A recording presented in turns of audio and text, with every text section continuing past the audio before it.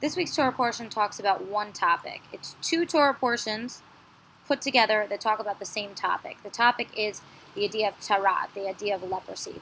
What is that?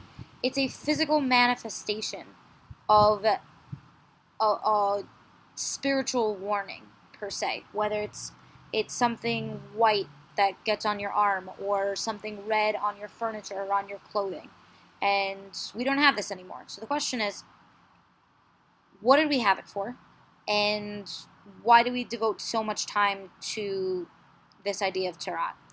So, answer number one, why do we have this? This physical manifestation and warning sign that could have deemed someone to be put in quarantine for a week was due to the fact of people's impure speech, their negative speech about another person, using lashon hara.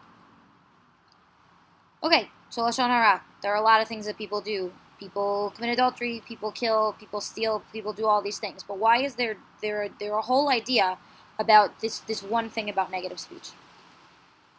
When someone speaks negatively about another person, what happens inside of you is insane. Number one, you don't only potentially hurt someone externally. You don't potentially cause someone to lose their reputation, lose their job, lose a relationship.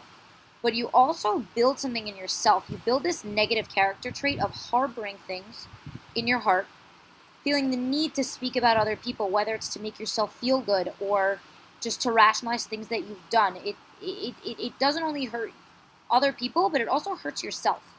And it can cause tremendous damage to other people, and even if it doesn't, it causes tremendous damage to your own personality. I know last year I had a really, really rough time with this parsha, and I kept saying, I really wish there were some people in this world that could get this affliction and just be in pain, and everybody can see that they're evil and they're terrible people. And the reason why it bothered me so much was because it was something I was struggling with. So what I started doing was I actually started learning something called a lesson a day. It's written by a rabbi called the Chafetz Chaim. He was a rabbi who was well known for not speaking lashon hara, and because of that, he wrote a book on all the laws. So starting from Rosh Hashanah, the beginning of the year, I started learning a lesson a day, and I find myself not interested necessarily in speaking about other people. I find myself communicating with other people when I have an issue with them, and I find myself being more happy and content with my relationships and willing to give more and be more tolerant within my own relationships.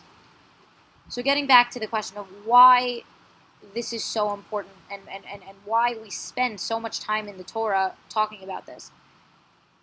When God did this is the only commandment that has a direct manifestation on your body. Like in the Torah, it doesn't say anything else. Like if you do this, like this one specific thing, if you do it, that's it. You're getting this, and when that hits you, that's why you got it.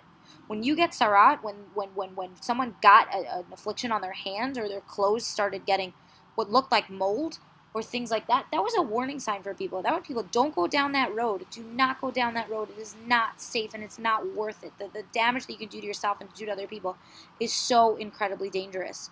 So that's why we devote so much time, and that's why God showed the people, this is what you're doing. Don't do it. Here, I'm showing you why you're being punished. Fix your ways, and you can move on. And if you don't, you may have to be quarantined, and it'll come back to you. So, if anyone's interested in learning this book, if anyone's interested in learning this book with me, if anyone's interested in purchasing this book, please message me. I'd love to help you get access to it, and maybe all work on ourselves to build our relationships in a more positive way, and be able to be more content with ourselves and, God willing, not need this idea of tzaraat to be on our minds and not need different things to happen to us to give us wake-up calls. Shabbat shalom and good chodesh.